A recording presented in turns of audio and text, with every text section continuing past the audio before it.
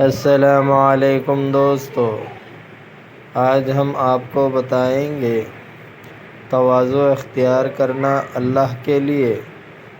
روایت ہے کہ بنی اسرائیل میں ایک چور 40 برس تک رہزنی کرتا رہا۔ اس کے پاس حضرت عیسیٰ علیہ السلام کا گزر ہوا اور آپ کے پیچھے ایک عابد حوارین میں سے تھا۔ چور نے اپنے دل میں کہا کہ یہ پیغمبر خدا یہاں سے گزرتے ہیں اور ان کے پہلو میں ایک حواری بھی ہے۔ اگر میں بھی اتر کر ان کے ساتھ ہو لوں تو بہتر ہے۔ ارادہ کر کے اترا اور چاہتا تھا کہ عابد کے پاس جائے، مگر اس کی تعظیم اور اپنے نفس کی تحقیر کر کے کہتا تھا کہ مجھ جیسے شخص کو اس عابد کے برابر چلنا نہیں چاہیے۔ ادھر عابد نے جو معلوم کیا کہ میرے ساتھ چور آتا ہے تو اپنے دل میں کہا کہ یہ شخص میری برابری کرتا ہے۔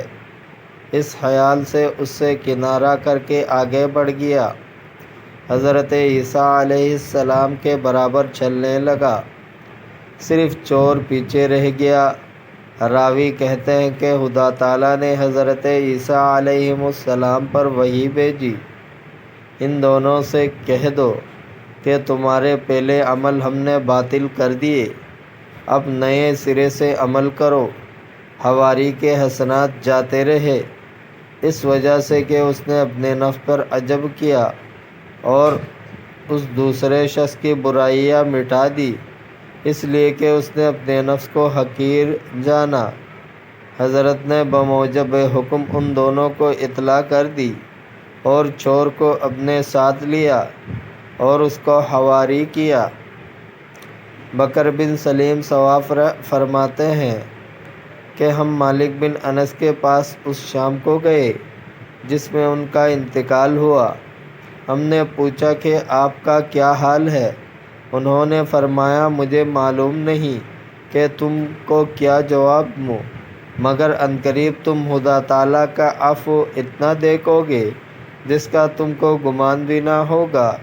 پھر ہم وہاں ہی تھے یہاں تک کہ آپ کی آنکھیں ہم نے ہی بند کیے۔ روایت ہے کہ حضرت ابراہیم خلیل اللہ علیہ السلام کے یہاں ایک مجوسی نے مہمان ہونا چاہا۔ آپ نے اس سے ارشاد فرمایا کہ اگر تم مسلمان ہو جاؤ تو میں کھانا کھلا دوں گا۔ وہ مجوسی چلا گیا۔ اللہ تعالیٰ نے آپ پر وحی بھیجی کہ تم نے اس دن سے اختلاف کے باعث اس کو کھانا نہ کھلایا۔ ہم اس کو 70 برس سے باوجود کفر کے کھانا دیے جاتے ہیں، اگر تم ایک رات کھلا دیتے تو کیا تھا؟ حضرت ابراہیم علیہ السلام اسی وقت اس مجوسی کے پیچھے دوڑتے گئے اور اس کو بلا لائے اور ضیافت کی۔ مجوسی نے کہا کہ اب سبب ضیافت کیا ہے؟